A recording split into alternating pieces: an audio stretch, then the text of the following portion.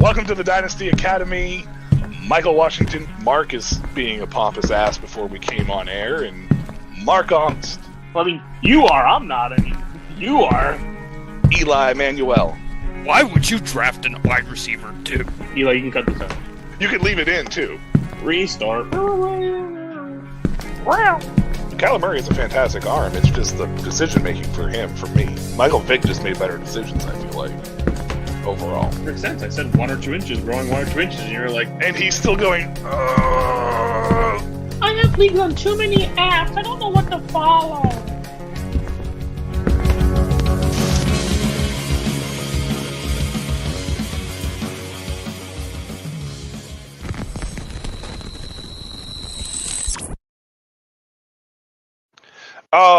Welcome back to Dynasty Academy. We're back after a couple weeks off. It's that crazy time of year. 'Tis the season. Happy holidays to everybody out there from us here at Dynasty Academy and the Shady Sports Network.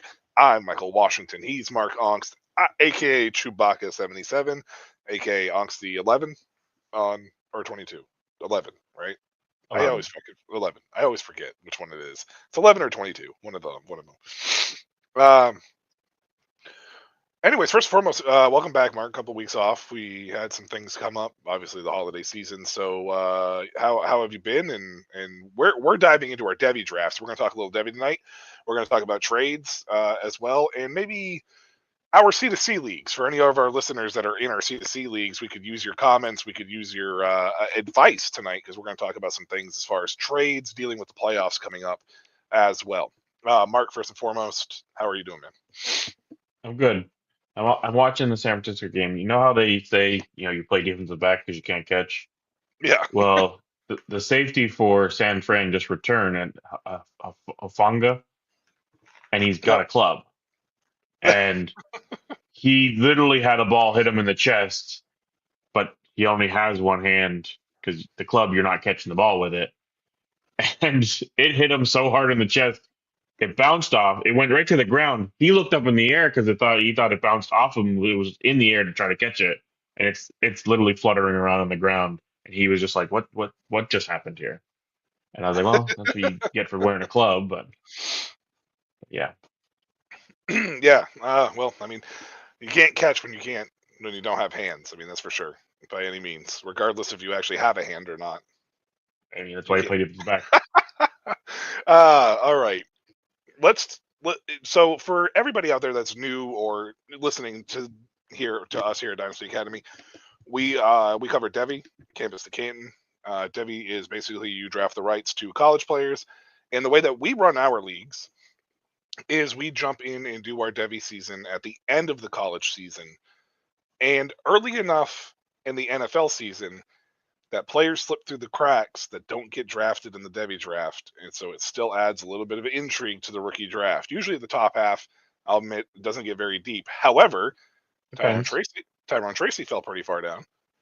Isaac Guerrero fell pretty far down, and he's getting a chance and opportunity maybe to strive. And Sincere McCormick as getting a starting job for the Raiders moving forward, at least right now for the rest of this year. So you're getting a couple guys that you're seeing, some of those guys that are popping in that necessarily wouldn't have been drafted in devy. We had a couple years where I think a few quarterbacks felt there. Not that they ended up being good NFL quarterbacks, but they were drafted highly. Zach Wilson, I believe, fell through a few times. Again, not that he's been great, but he still was drafted second overall. So, I mean, how could you blame us when the NFL couldn't even get it right? So. Yep, and we still have a situation as we still have a couple of quarterbacks that got drafted super high that didn't pan out, like Matt Corral, third overall in a lot of spots. So I mean, DJ Uliangle, he's not going to go to the NFL, I don't think, at this point. So yeah, he was. I mean, that was the Trevor Lawrence effect for sure. Everybody was like, "Oh, Trevor's been great. This is going to be the next guy," and that has not panned out very well. I mean, he was. He went number 1, I believe, a few places. Yeah, in our devy drafts. I think Lawrence will be. I said it last year. Hopefully, Lawrence will be okay. Man, this Doug Peterson situation is really, really strange. But it feels like this is what he does, though. First few years, awesome, and then he gets complacent or he gets bored or he gets, I don't even know, like it's drunk more. I'm not even sure. Like, it's weird. He did it with Philadelphia too. So weird. Yeah. It's strange across the board. All right. So first and foremost, I want to talk a little bit of Devy. Now we have a little bit of a bridge here because it's going to segue into Campus to Canton as well. But first and foremost, I wanted to ask you, Mark, specifically, and any viewers out there that are in our Devy leagues or in a Devy league in general, how do you tackle the transfer portal? Like, what is your thought process? How do you view it? Is it a situation where these guys are, that transfer up or down or whatever? Like, how do you view the transfer portal, and what does it do for your values when it comes to assessing a guy at the NFL level? Because let's face it, the NIL and the transfer portal, they're not going anywhere. It's working for the NCAA. So why would it? We have to adapt to it. How do you view the transfer portal from your perspective? And what's some advice you might be able to give some of the viewers that are in Devy spots in that sense too? Well, so before we get fully into that, our Devy leagues are 3-round Devy drafts. We do them in December. You can take anybody who is a freshman to senior, super senior, whatever they're calling them these days, that might even be drafted in April of this coming year, as long as they were in college. They don't score for our NFL team, so they're just assets, and we don't hold bench spots for them. Like, I know some Devy leagues, that's a thing you do. You have to have a player on your bench be accumulated. So you could accumulate 20, 30, 40 Devy players on a Devy roster. It's something we believe in to help teams rebuild, and I think we've seen it happen. It's starting to happen now in our leagues. But to the transfer portal, we'll do transfer portal and like separately, because I think they have a place together, but I think they are also separate. Transfer portal makes things very hard when it comes to looking at doing our Devy draft in December and those freshman players. Micah Hudson is a great example of this. Correct. We liked him coming into college a lot. He was obviously some people had him as the number 3 wide receiver, the number 4. I think some people put him up near number 2 or even 1. I think at some point I saw him like as high as 2, ahead of Cam Coleman. Well, Eli may have, but I don't think anybody else put him ahead of Jeremiah Smith. Oh no, Eli. I think Eli had him ahead of Coleman. Jeremiah Smith, I think, was the number 1 across the board. Yeah, I keep forgetting Smith was a freshman. He played so well, he doesn't seem like a freshman. But he's now transferring. So it's what's making it tough is when we're making these picks, we're having to take that into consideration. Tyler Van Dyke is another one. He looked good at Miami. Well, now he's transferred to Wisconsin. He didn't look good there. Now he's transferring again. So with a guy 2 years ago when we drafted him, thinking, okay, maybe next year he's an NFL starter. Now he's playing year number 5 or 6 in college, and it's like, are you ever really actually going to go to the NFL? So I think the transfer portal is helpful for the lower tier teams to, the players from those lower conferences and everything to maybe get some spotlight, get some more good tape out there, that kind of thing. But when this carousel of just like rotating around Power 5 conferences and guys go from this school to this school to this school to this school, and it's like you've now transferred 3 times, it's hard. Give your opinion on the transfer, and then we'll talk NIL, because I think they. So for me, I think the transfer portal is a very good indicator of possibly, to be honest with you, what could even be a success rate at the next level. For instance, let's take a look at a guy like Keon Coleman. He came in as a 4-star recruit, went to Michigan State. He was at Michigan State for a couple of years, didn't really do much. But when he entered the transfer portal, he moved up to Florida State. because Michigan State was in a much worse spot than Florida State was at the time. Went to Florida State, balled out, became a second-round pick. He's now, working his way into the Buffalo system. He just needs to get over the injuries and whatever else that they need to do. However, Coleman was always a guy that was athletic. He had the tool set. He just needed a chance, right? He needed somebody to believe in him, and that was Mike Norvell in Florida State. Now you take a look at a guy like Malachi Nelson. He was the number 1 overall recruit in his class, not just the quarterback recruit. He was the number 1 overall recruit. Went to USC when Lincoln Riley, I think it was Lincoln Riley's first year transfer going from Oklahoma to USC, I believe. Or was it a second year? No, it was the second year because it was coming out of Caleb Williams. Nelson committed. Then he left because he couldn't beat out 3-star recruit Miller Moss. Went to Boise State this year and couldn't beat out, I don't even know how many stars Maddox Madison was. It's probably 0. Malachi Nelson now has entered the portal for a third time, and guess what? He has ties to USC and going back for some reason. Because Miller Moss is in the portal. But exactly, because Miller Moss entered the portal. However, Jaden Maivea is there, and even though it's not Maivea, it's Maivea. Even though Maivea didn't have a sensational year, his tool set made him a very hot commodity in the transfer portal last year. He went from UNLV up to USC. And let's also remember, Malachi Nelson has played 0. Yeah. He's got some, but it's pretty much 0. Right. Maivea has time. So you're just resetting yourself in another program.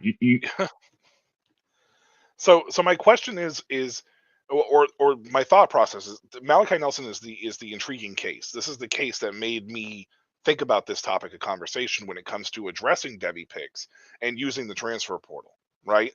Now, if Malachi Nelson doesn't go back to USC, but let's say he lands at, Washington State, even though John Mateer played well, Mateer maybe, there's talks about Mateer may enter the portal from Washington State. Does the 5-star thing even matter anymore? Even though we didn't expect him to necessarily have to play his first year, it's more the fact that he couldn't beat out Miller Moss, and that's what made him transfer in the spring portal. Then he went to Boise State because Boise State checked all the boxes for a guy like Malachi Nelson, got there, and then 2 weeks before this, 2 weeks, not 2 days, 2 weeks before the season started, they were like, Maddox Madison is going to be our starter. And Madison had a pretty good year. Ashton Genty obviously had a sensational year, but Madison had a pretty good year. Kept Malachi Nelson off the field.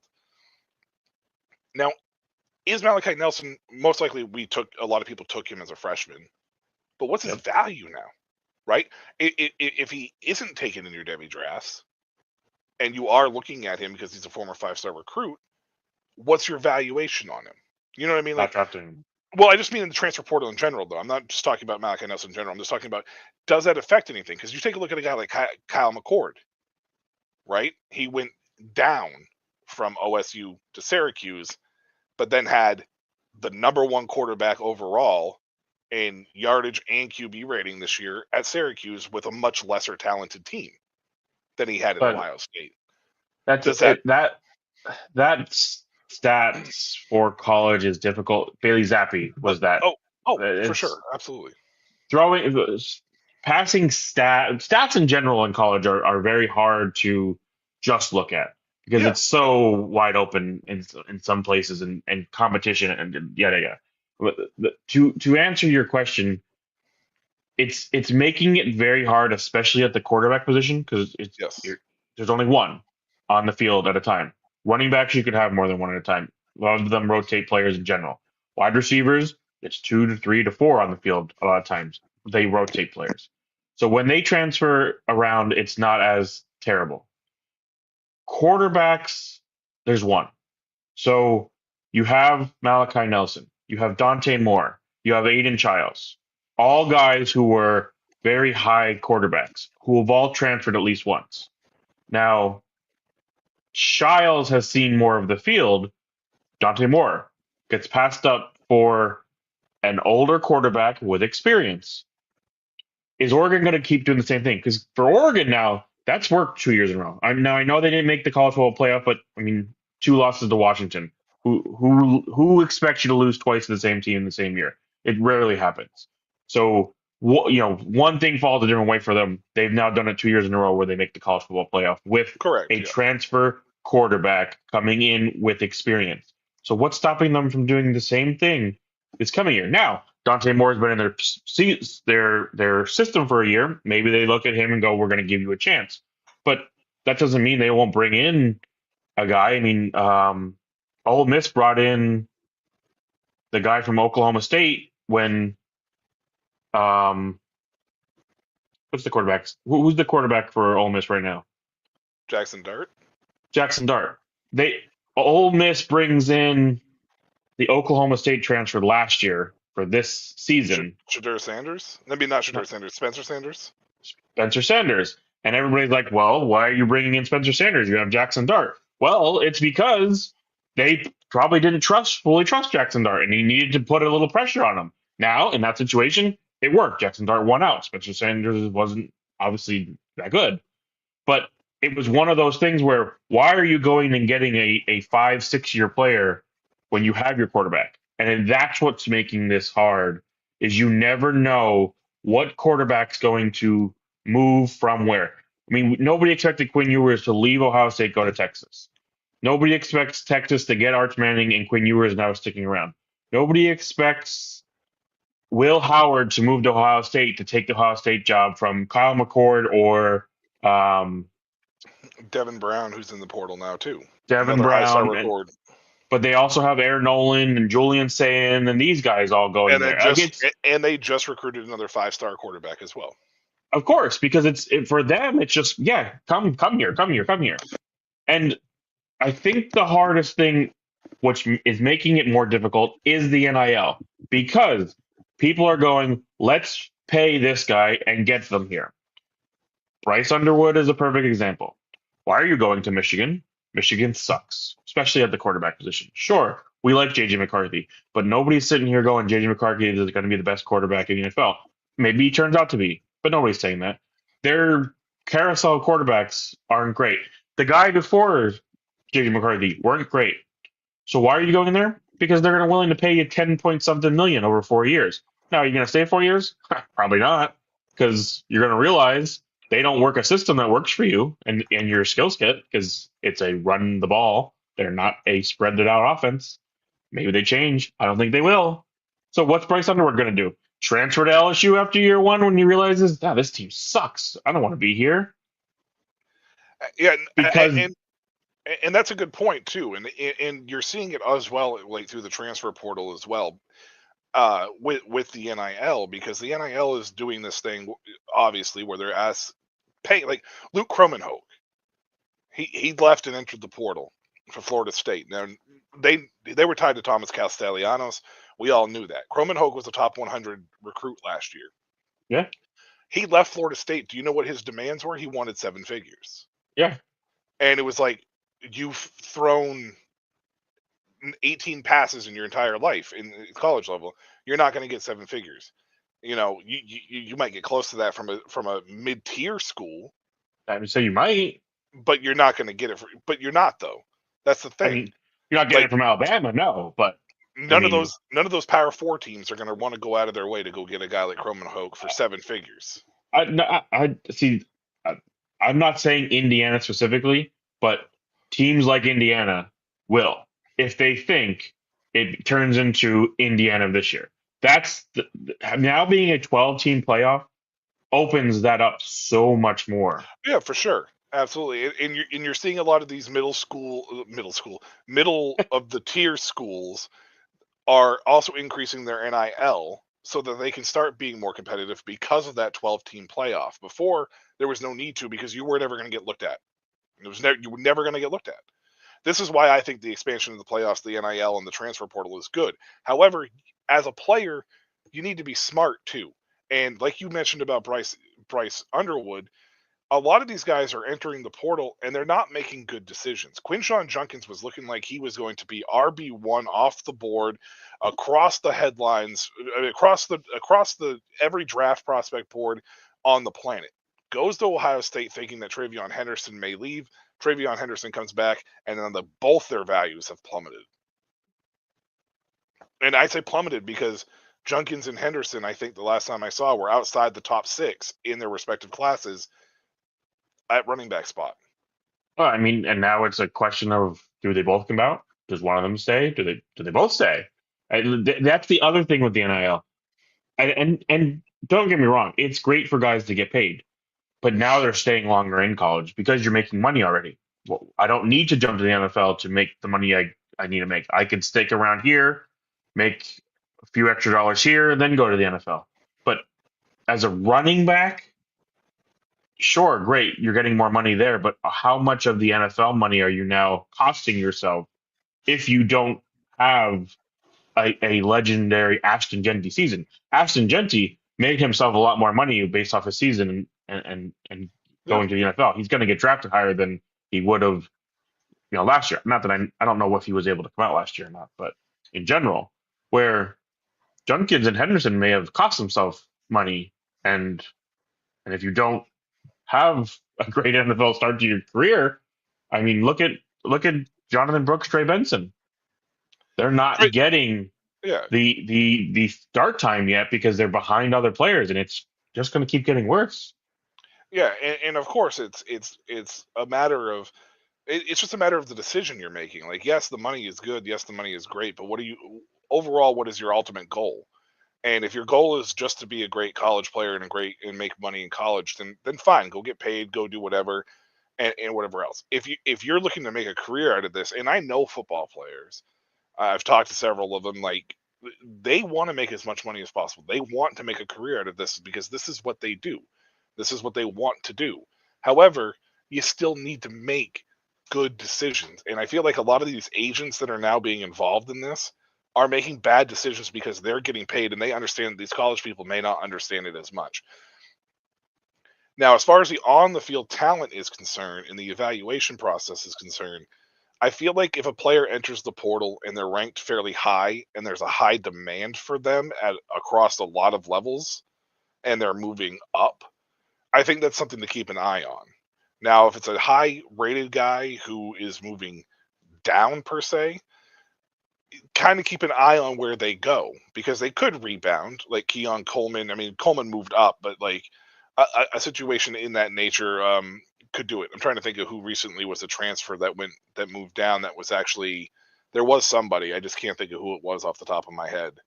That transferred, down per se or whatever. But what we're also Alvin Kamara obviously is a while ago now, but he's a good example. At Alabama, wasn't going to work out. Went to Tennessee. Not that Tennessee is obviously, but at the time was lower than Alabama. Yeah. Now they're probably more leveled up. I mean, I feel like there was a receiver recently though that had that transfer, and I just can't remember off the top of my head. But Alabama had 2 5-star guys enter the portal this year. Kendrick Law and Caleb Odom both entered the portal, and as 5 stars, like, okay, cool, but they're intriguing to keep an eye on because even under the new leadership, the new coaching staff, they didn't really get a chance to see the field. Now, neither one of those guys was recruited by DeBoer. They just stayed at Alabama when they came in because they saw that 3 of their guys got drafted from Washington, thought maybe it might work. It didn't work. So now they're going to go somewhere else. So those prospects are interesting to keep an eye on. However, if they go to like North Texas, that's probably going to be a one and done in a rebound year, and hopefully you show out so then you can move back up. Which like DT Sheffield is doing right now. Like he went from Washington State to North Texas. He's in the portal. He's one of the highest rated portal players at the wide receiver position. He's hoping to get back to that power 4 range and hoping that maybe he can show out what he can do. However, he's 24 years old. Like, you know what I mean? Like, and that's the thing, though. It's becoming more of the norm that you're going to get these, and it's making it tough because it hasn't been the greatest before because you left early because you didn't get on out. Now is it just the good players are just sticking around and they will still be good in the NFL? It's now, do we have to? How much is it going to work in the NFL? Will it change? Let me ask you this too, though. Is it really necessarily as bad of a thing for players staying longer in college per se overall if they're more NFL ready to make contributions right away instead of working on these projects. Now, I'm going to switch gears here for a second. I'm going to switch to defense for a second because it kind of coincides with what I'm talking about. One of the biggest bust rates in the NFL for first round picks are projects, right? Because you draft a project and you go, guess what? It's not working. You know what I mean? Like I want instant gratification. The NFL's become an instant gratification situation. I mention it because there's an edge rusher coming out from Texas A&M. Last name Stewart. I can't remember his first name. I don't know if you know this story or not, but Yeah, wasn't he like the top guy 3 years ago when he I like I don't know if he was the top guy, but he's coming out to the NFL this year from A&M. His last name's Stewart. In 3 years at Texas A&M, do you know how many sacks he has? probably like two. I'm pretty sure I know what you're talking about. 4.5 sacks in 3 years. Still slated to be a first round pick because his tape. Athleticism. Yeah. So he's going to be what? Because he's been there for 3 years. So he's going to be 21 years old when he comes out. Would a guy like him be able to be benefited to come out when he's 23 instead? Stay 2 extra years and learn that system?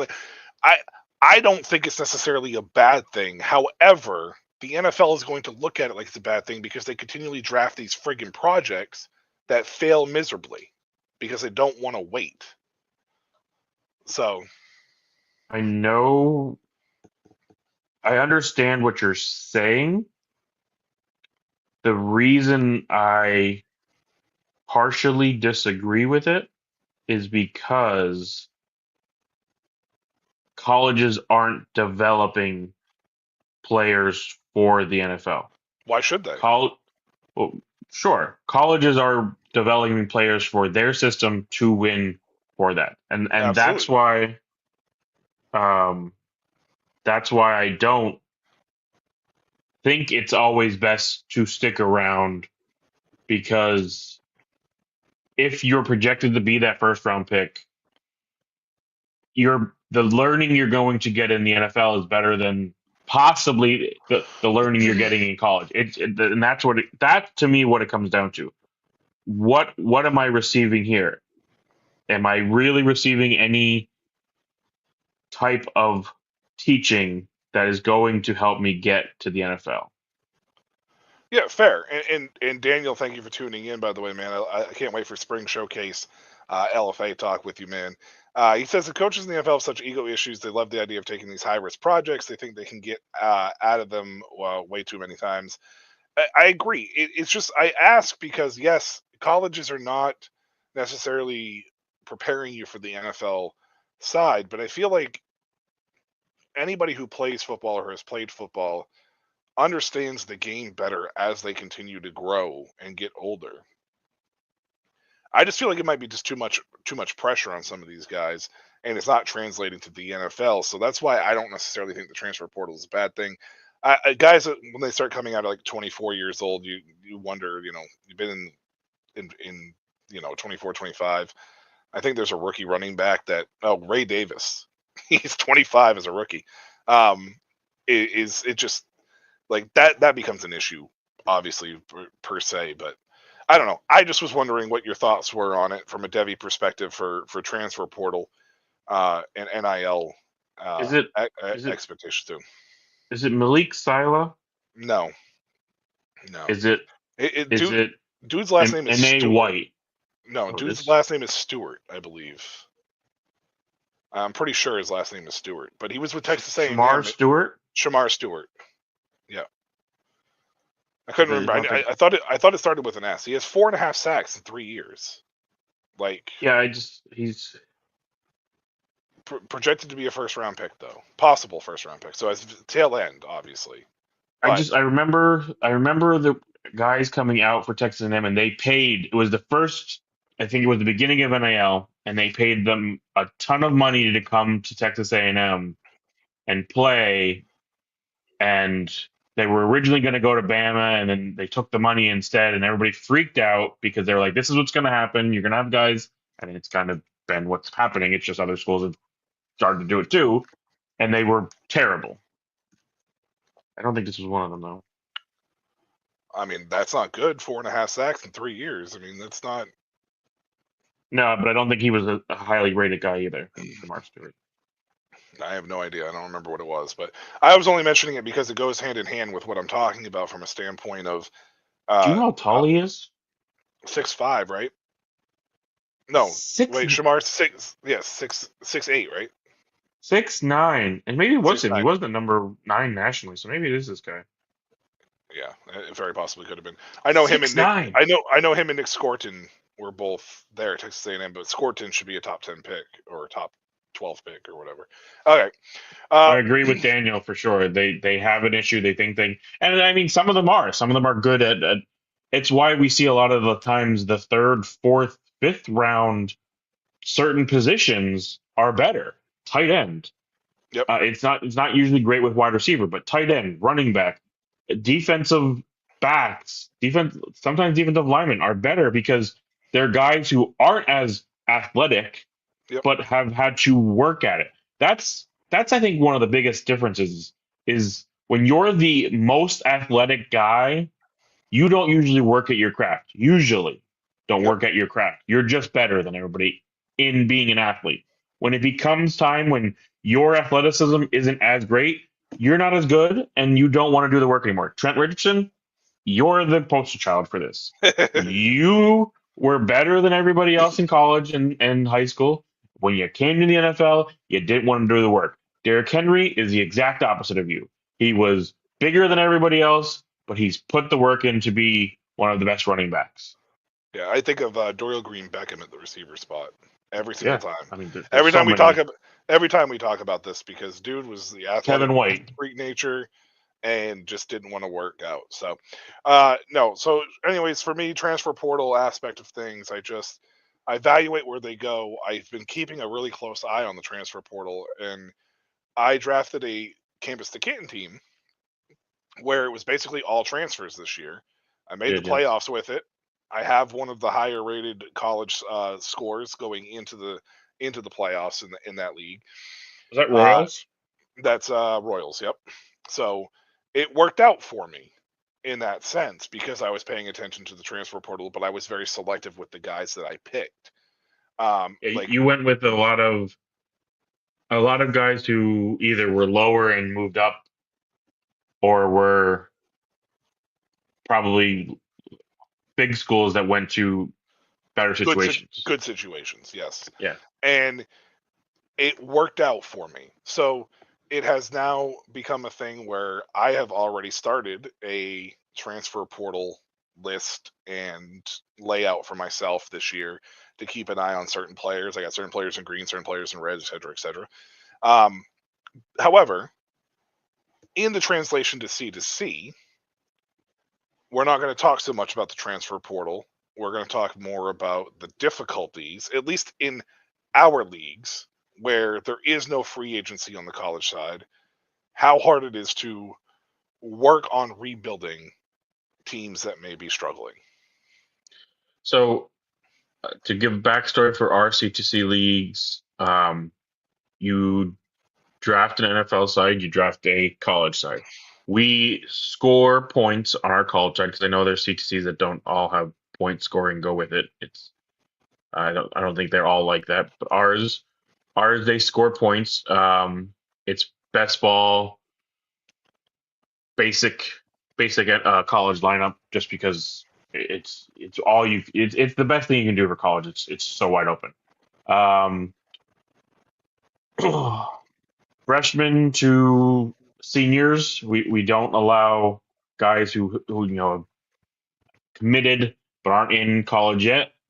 But we don't have a add drop system. It's you draft the players, and then when we do our drafts each year, it's a freshman draft only. But we are this year testing out a free agency draft. Is that how you explain it? In two of the leagues, Kingdom and original two, the first original two, for anybody that's listening that's in those leagues, we will be doing a free agent / freshman draft this year. However, I'm capping the free agent draft at 5 rounds, so you're going to have to make a decision with your last 5 picks.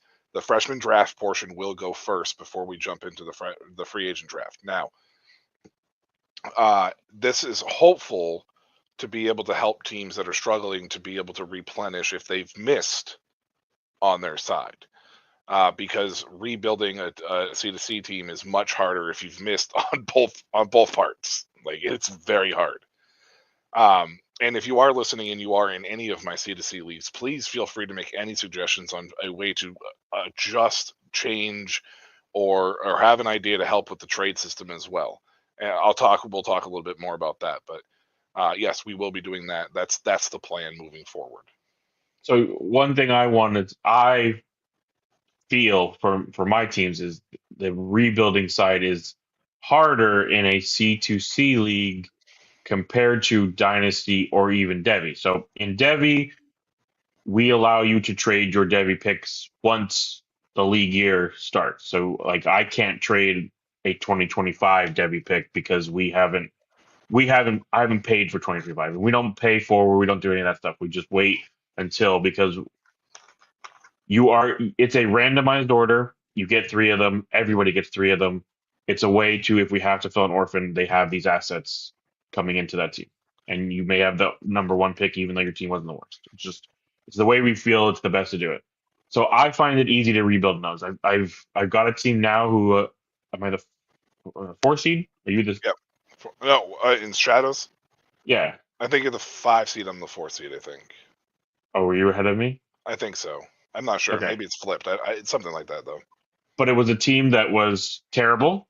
I've hit on my Devy drafts in previous. I sold off pieces like crazy. I had tons of Devy picks. I hit on them. I got Bijan Robinson. I got Garrett Wilson. I got Breece Hall.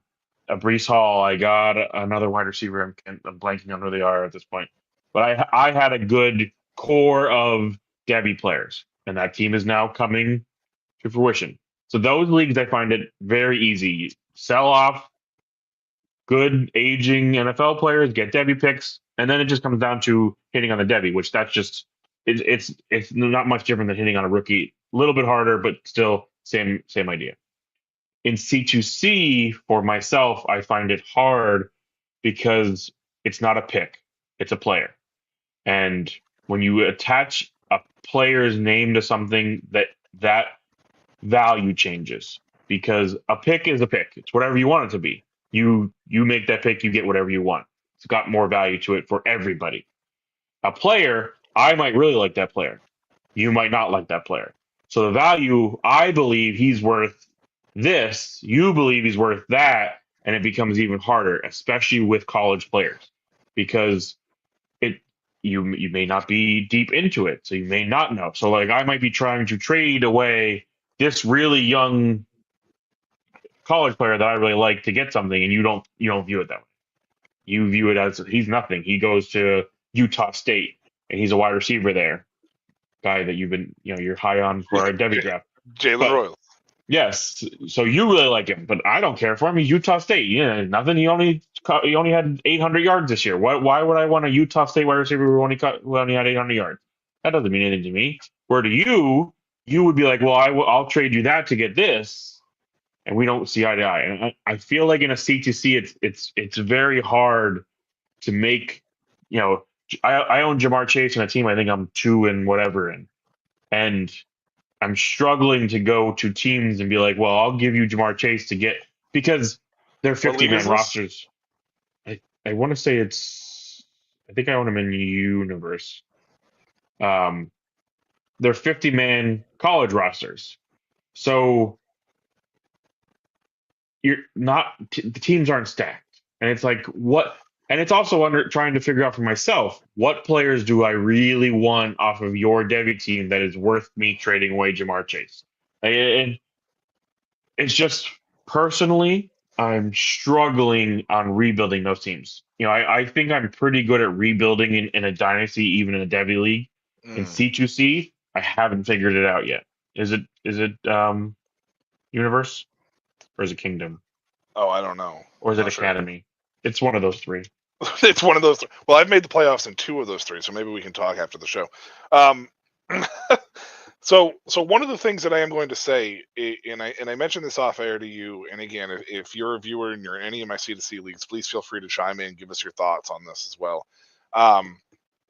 One of the biggest things I feel like that we need to adjust, or that you should adjust with this, is instead of using the devy pieces as the center part of the trade and the focus on the trade, is maybe trying to figure out a way to go, all right, this guy's getting NFL buzz. This guy has upside. He's averaging.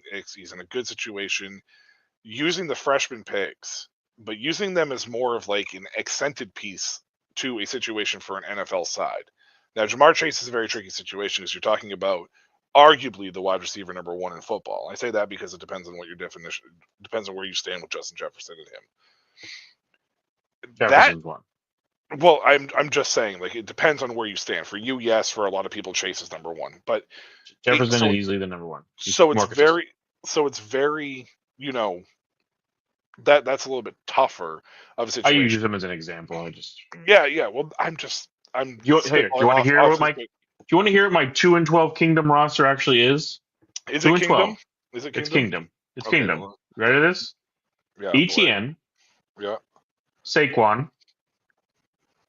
I got Jameson Williams, Jalen Warren, Jamar Chase. But I have no quarterbacks. That's one problem with my team. I mean, I have C.J. Stroud, but I don't really have quarterbacks. But those are Michael Pittman. Those are my top players. I'm 2-12. You want to know partially why I'm 2-12? Because my college side isn't that great.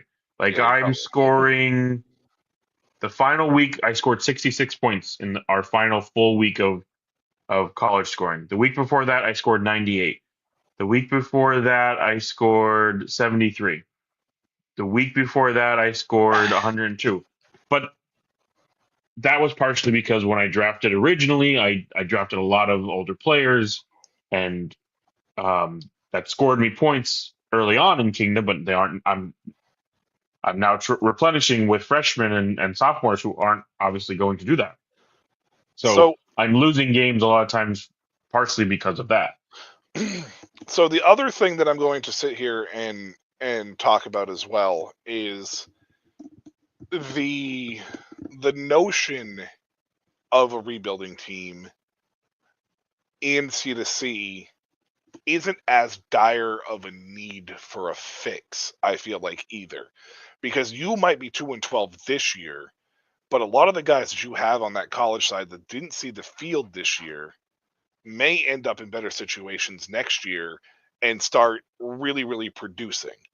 And it could help add that to the score. That's the one thing about our leagues is you're combining the college score with the NFL score. So I don't think there's as much of a dire need per se to make those trades. If you're looking for a quick fix like this, like Madden does in a lot of leagues, like that's probably going to be much harder in the C2C leagues because you are looking at a situation where a guy might be like, well, I like Dante Moore.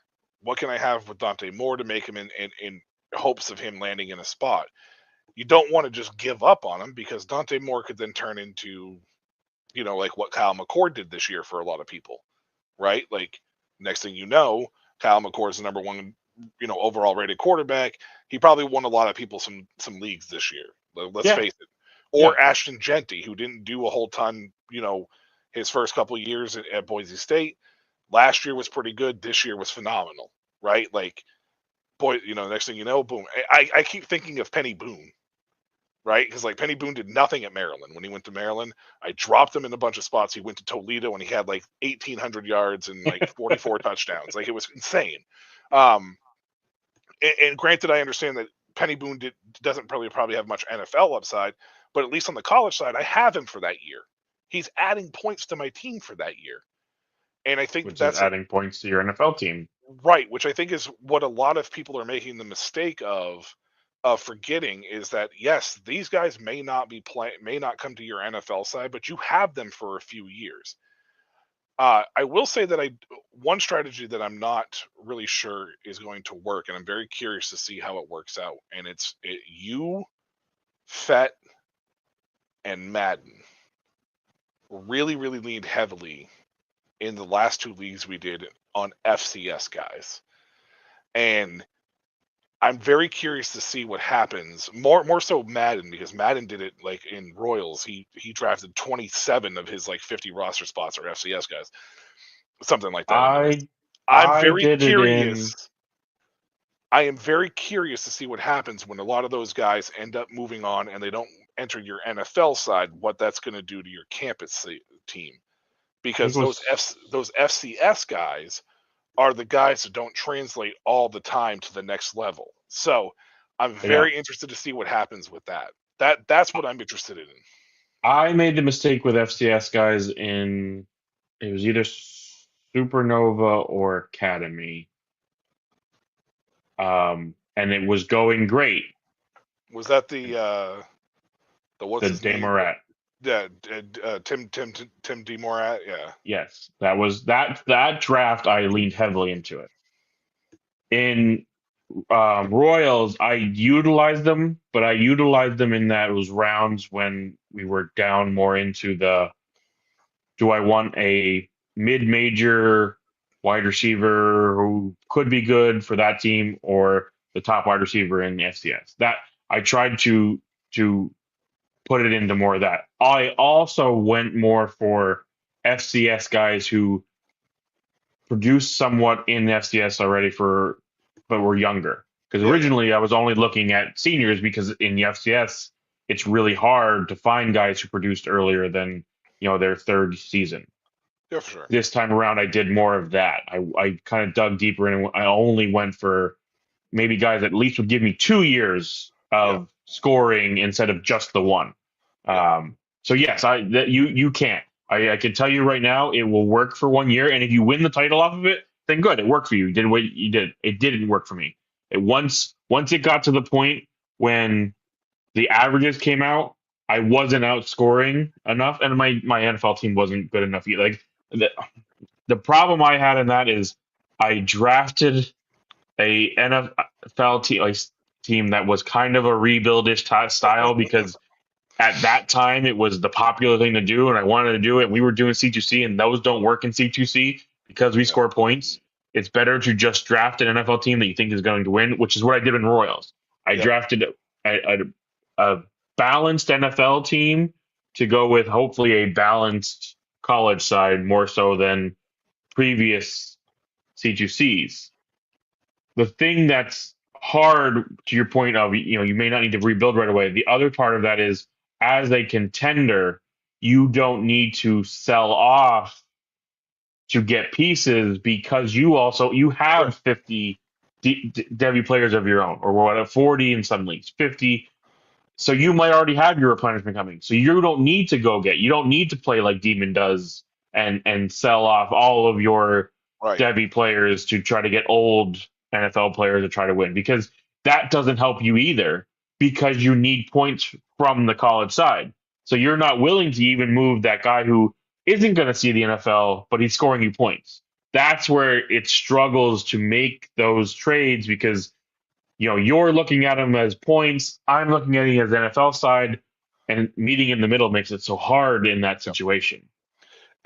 I also think that the way that we do our C2C leagues is I think it's also going to be fun watching the comers and goers every year because I feel like that we're never going to see one team completely dominate for multiple years over another because you're not selling off those assets to rebuild or to contend every year, right? Like you might be 2-12 in Kingdom this year, but next year with those guys, I'm looking. One guy I'm looking at is Amarian Peterson for USC. There's a lot of NFL hope for him on that side. He should get the starting job at USC at the running back position next year. He's going to very possibly could be your number one running back next year, and he could average you 23 points a game. You know what I mean? Like, for all we know. And if that happens, that Kingdom team now all of a sudden, without having to sell off all your assets, goes from 2-12 to 8-5 and makes the playoffs, or 8-6 or whatever the friggin' is now, or 9-5 and makes the playoffs. And then you have a decent average, and then you just need to get hot through the playoffs. You know what I mean? Like, I think that the balance is going to be every year. It's going to be a fluctuating, circumstance. Then there's also the point that 50 rounds 12 teams, 600 players, right? That's what it is, 600 players. There's still guys out there that we missed on.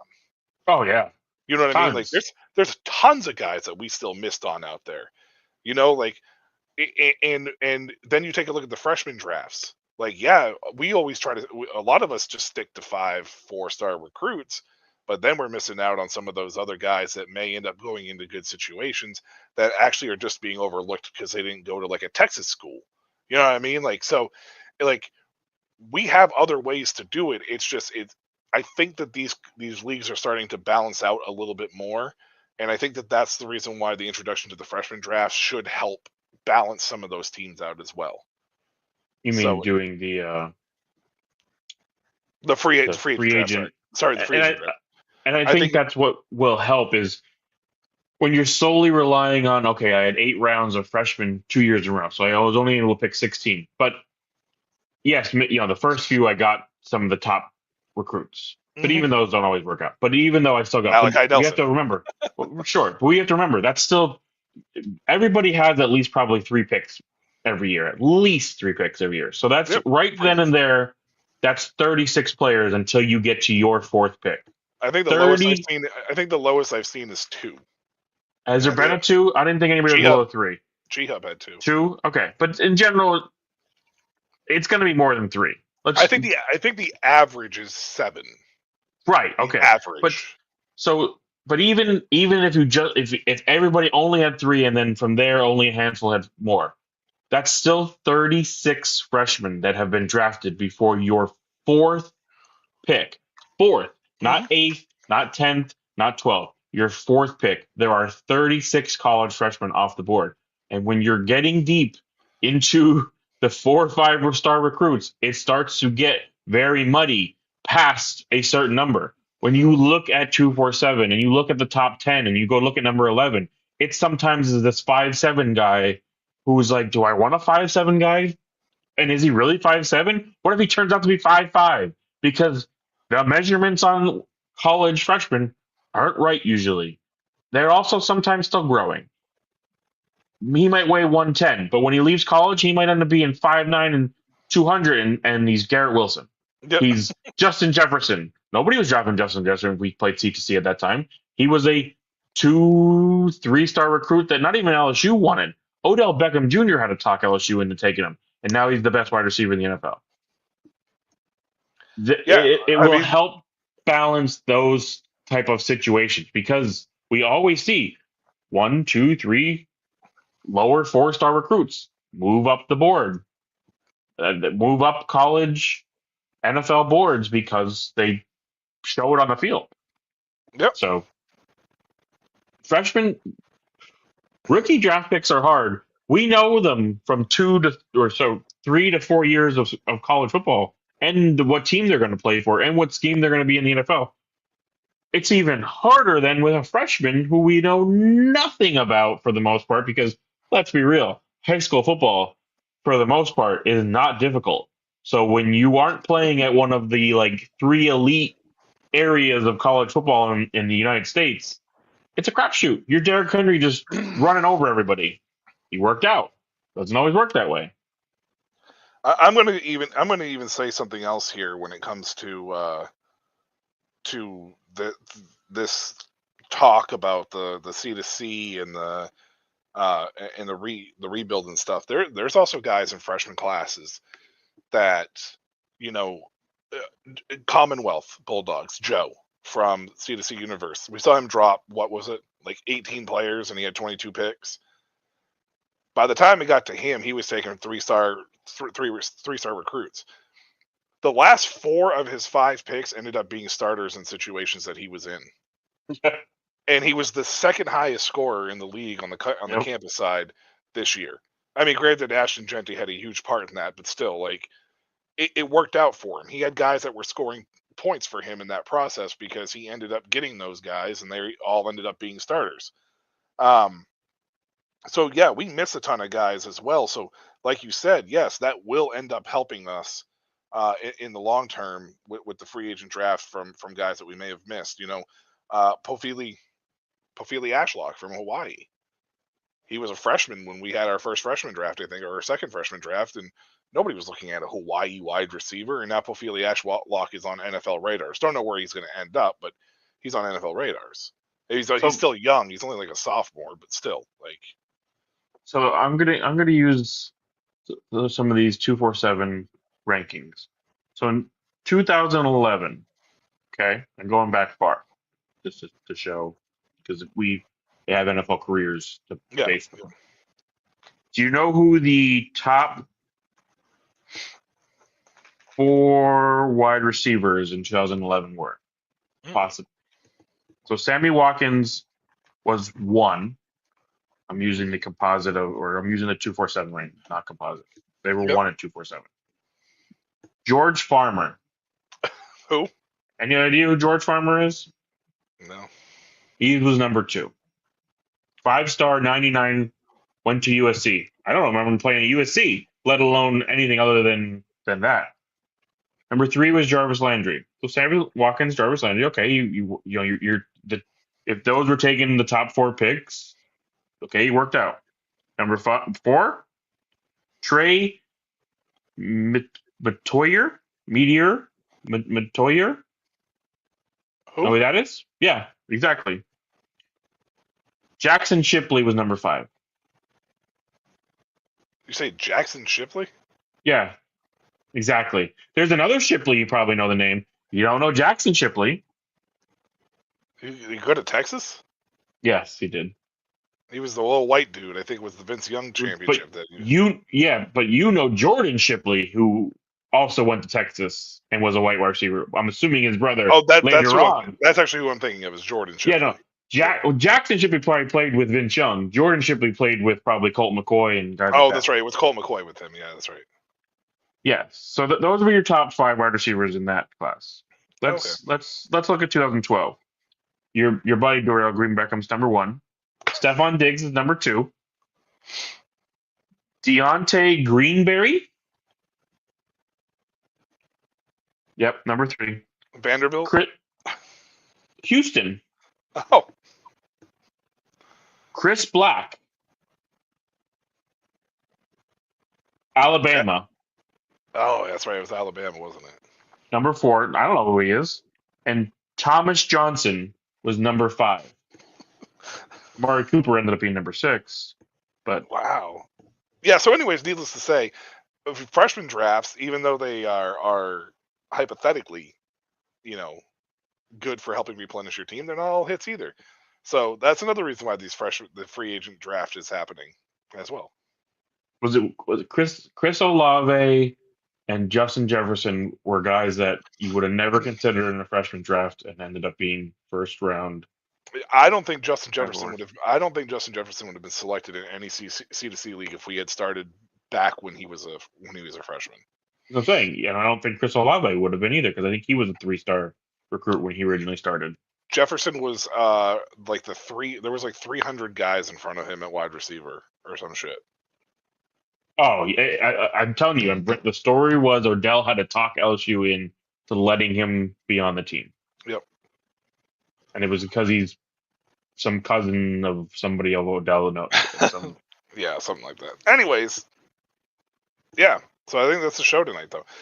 So anyways, transfer portal can be good utilized tool. Make sure you know what you're looking for. Make sure you know what you're not looking for. Devy, obviously easier for a quick fix and rebuild than the C2C league. But if you're patient in the C2C league, the balancing act, at least in our C2C leagues, should work out. However, there is a strategy that I've been doing that nobody has been paying attention to, Mark. And I don't know if you've noticed the last few years, and I'm sure you have. When the drops happen, trading for guys that so you trade for them. Right. So when this is something that I think I'm surprised more owners haven't looked at it, like seeing from the drop aspect of things. And maybe it's because not everybody announces their drops publicly or whatever. Maybe I should just make it so it's public. But if you see somebody that's getting dropped, it should be like Benin Morton for Texas Tech, for instance. He was in my high scores at least 4 weeks this year. Do you want to know why people don't do it as much as you do? because in their head it's a freshman rookie. I use rookie on purpose. It could be.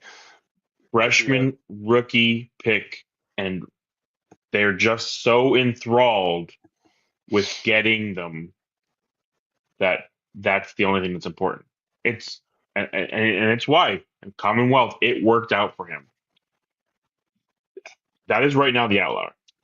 It rarely works out when you drop 15 players Yeah.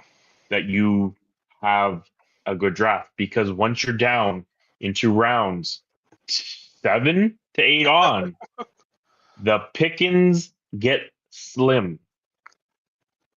So I think that's why you don't see more people do that, because they're just like, well, I don't want to give up my third round freshman pick to do that. I want my third round freshman pick, not realizing that's the 30th best freshman in college football who could be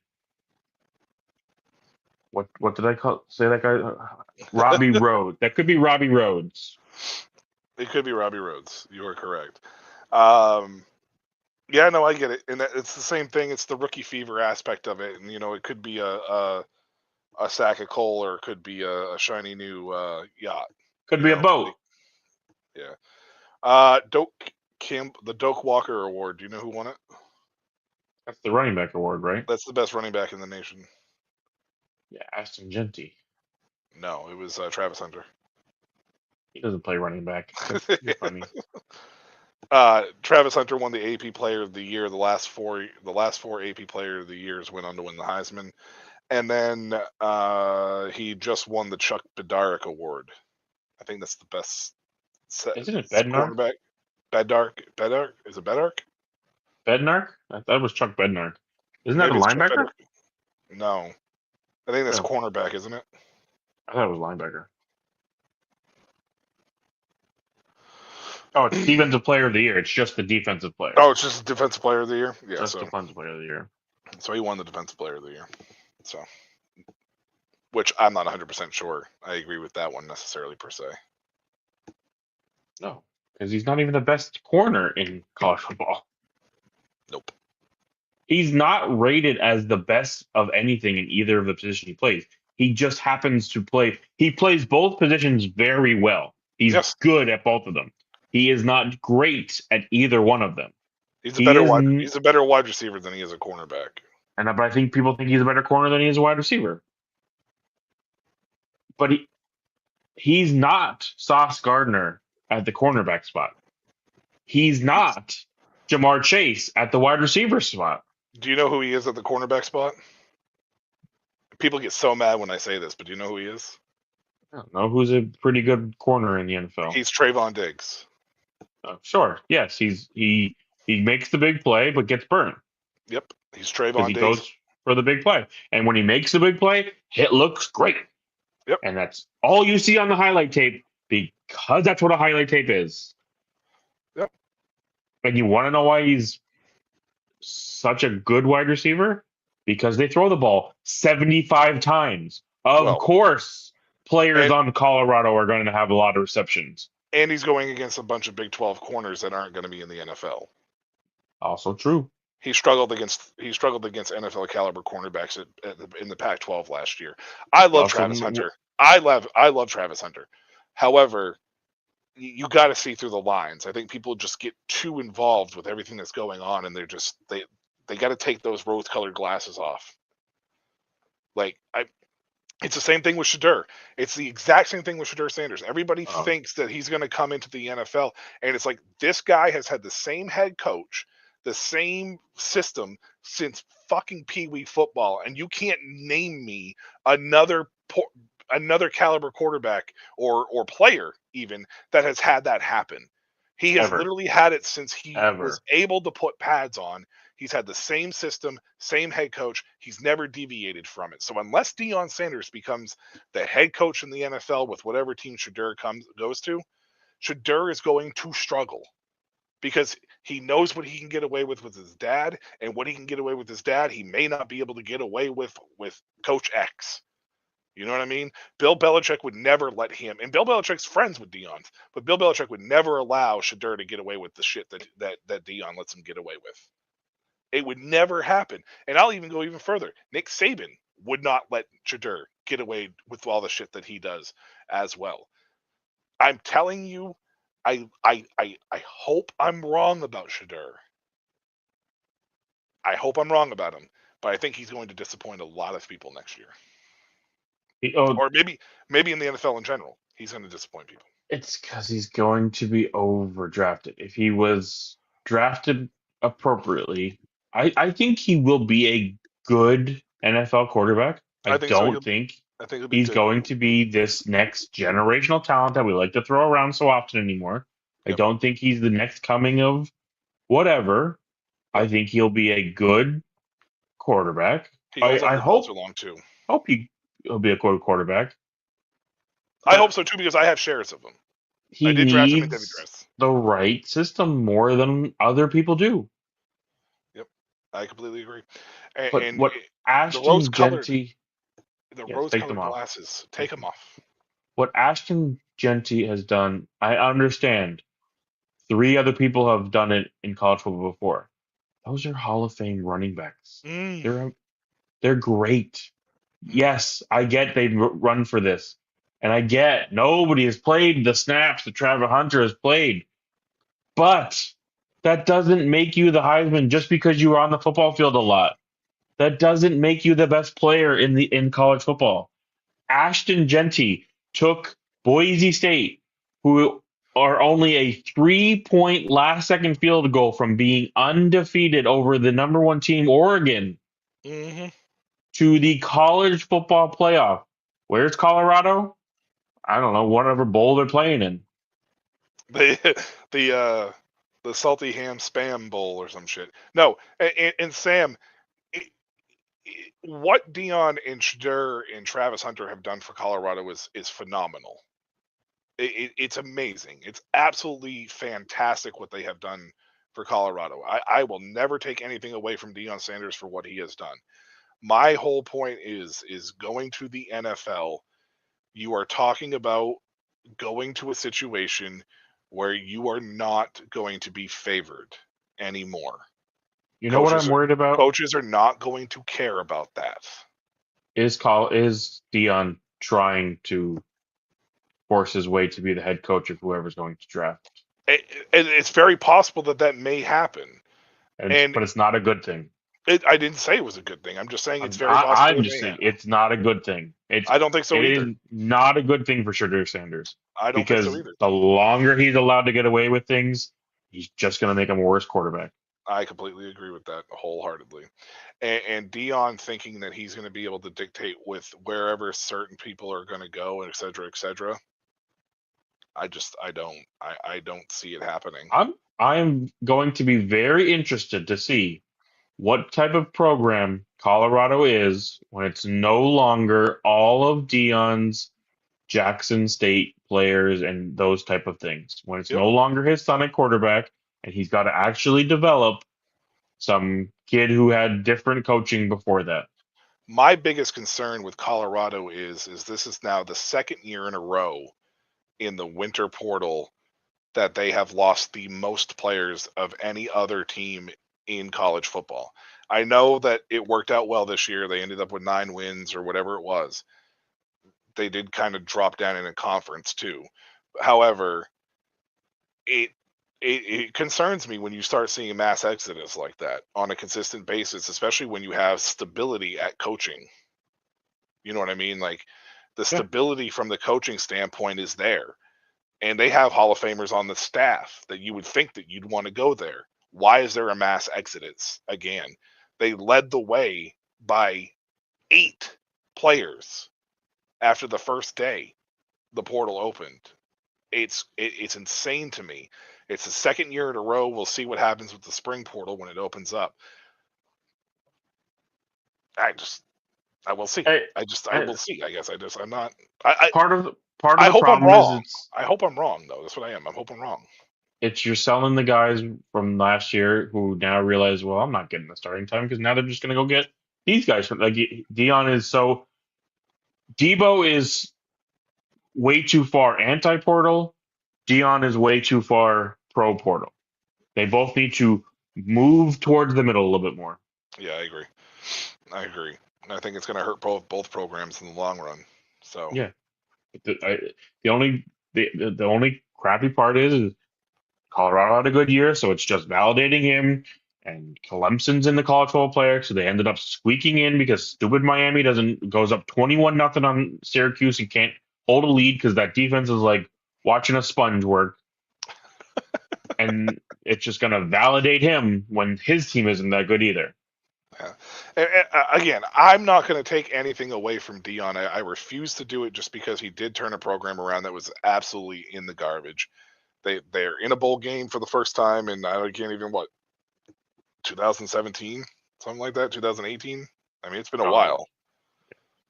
Sam might know better. He lives in Colorado, so it's a possibility that it's a long time either way. So, I mean, the problem but I think a lot of people aren't talking about this drop down from the Pac-12 to the Big 12. But I think one of the problems is you say is it this bright star that's going to burn really bright and burn out really quick, and it's going to be a worse program than it was because it's going to have nothing when he leaves. Yeah. And I think there's the other thing too is it's a real conversation that you have to have about this Pac-12 the Big 12 drop. You have to, because the Big 12 is not the same Big 12 as it once was. Like, let's face it, it's not. I mean, and I don't want to take everything away from him, but they didn't play in the Big 12 conference championship game either. Yep. They were not there. Hey, great for Arizona State and Iowa State for getting some love for once. I love Arizona State. Arizona State. I love Kenny Dillingham. But I love Kenny Dillingham. I mean, it's a Florida State bias in me because he was a Florida State, but I love Kenny Dillingham. And but I'm so look happy at they're doing so well. They didn't do well in the Pac-12. Iowa State couldn't do well in the Big 12 when Texas and Oklahoma were around. Yeah, of course, yeah. So if you want to sit here and think the Big 12 is it's not. SMU comes in from Conference USA? No, they were AAC. AAC. And BYU comes in from Mountain West? And the two almost end up running your conference. No, SMU went to the ACC. SMU was in the ACC championship game. BYU almost runs your conference from the Mountain West. You know, Arizona State comes from the Pac-12 and wins your conference. Yep. And they were supposed to be the worst one in your conference. They were voted at near the bottom. They were last. They were voted last. They were voted to finish last in the conference. Like Colorado. Cam Scatabo. But that's the thing. Like, I don't think people don't want to accept the fact that the Big 12 is not the Big 12 it was. Yeah, it's not the same. Though I will say that Arizona State coming over, they were a tough team in the Pac-12 last year. It was just tough. It was just tough because the Pac-12 was so loaded last year. Well, the Pac-12 was insanely loaded last year. Yeah. They were loaded. Like USC lost 5 games because of that. If that's the normal Pac-12, they probably have maybe 2 losses. Right. And they lost games to Arizona and Utah, I believe, as well. I mean, Arizona Utah was one of the best teams in the Pac-12. They couldn't beat Oregon or Washington last year either. I was going to say Washington State was, I think, ended like 7-5. Oregon State was good. Oregon State was good. Oregon obviously was good. Like, the Pac-12 was loaded last year for sure. So, all right. Well, that's going to do it. I think we're done for tonight. Dynasty Academy. You know, we're talking everything here: C2C, Campus to Canton, devy, and Dynasty, and maybe redraft if you have some redraft questions. But we don't really play redraft as much, so as well. Do you have anything to add, Mark? What's the score of this Rams 49ers game? Terrible versus terrible. So 0-0. No, it's 3-3. But Stafford is 4 for 12 with like 25 yards. It was it was downpouring. So the offense has not been great. Oh, that's good for Isaac Guerendo's sprained foot. Yeah, I don't even know what he's doing. You look up and it's 4th down every time I look up. Punt fest, baby. All right. Punt fest. Yeah, that's a great way to start off playoff week. That's for sure. Great way. Great. I mean, a great looking Thursday matchup turns into. Well, I mean, it's an awesome start to the playoff week because you're talking Matthew Stafford, Puka Nacua, Cooper Kupp, Kyron Williams, Isaac Guerrero, Deebo Samuel, George Kittle, and Brock Purdy are probably on a bunch of playoff teams. So Matthew Stafford is 4 for 12 with 23 yards. Puka has 3 of those receptions for 19. Kyron has 1 for 4, and nobody else has another reception. Kyron does have 44 yards rushing, so he's at least somewhat holding you up. The good. Niners are Brock is 9 for 19 for 96 yards. He's thrown the ball almost 20 times already. Yes. Isaac has 8 carries for 17 yards. Kittle's 2, they're spread out a little more. 2 for 43. Jennings is 2 for 31. Deebo's 3 for 16. And Guerrero has 2 catches. Wow. Okay, then. All right. Well, that's going to do it for us here at Dynasty Academy. Next week, did you want to do one so we can get back on schedule, or are we just going to wait till after Christmas break, or what are we going to do? No, I figured we'd do it next week. Okay, we'll be back next week. Probably do a playoff check-in. Maybe Eli will be with us. Maybe checking our devy drafts too. Yeah, checking our devy drafts. We'll do a playoff check-in. We'll do some trade talk as well, because Eli wanted to discuss a lot of the trade talk as well. All right, well, that's going to do it for us here at Dynasty Academy. He's Mark Ongst, a.k.a. Ongst11. I'm Michael Washington, a.k.a. Chewbacca77 on Sleeper. Make sure you hit us up. Make sure you hit the like button, hit the subscribe button. Thank you again, Sam, for giving us a platform. Shady Sports Network on YouTube. Also on all social media platforms. You can find us in that sense. Also on X, Dynasty Academy. The E is the 3. Maybe eventually someday we'll have the money to be able to get a social media guy to, give us a little more of a presence on social media, because we're not very good with it. Kind of suck with it. But if you do, tag us on there. Make sure you hit us up with trade talk and roster moves, anything along those lines as well. Until next week, so long.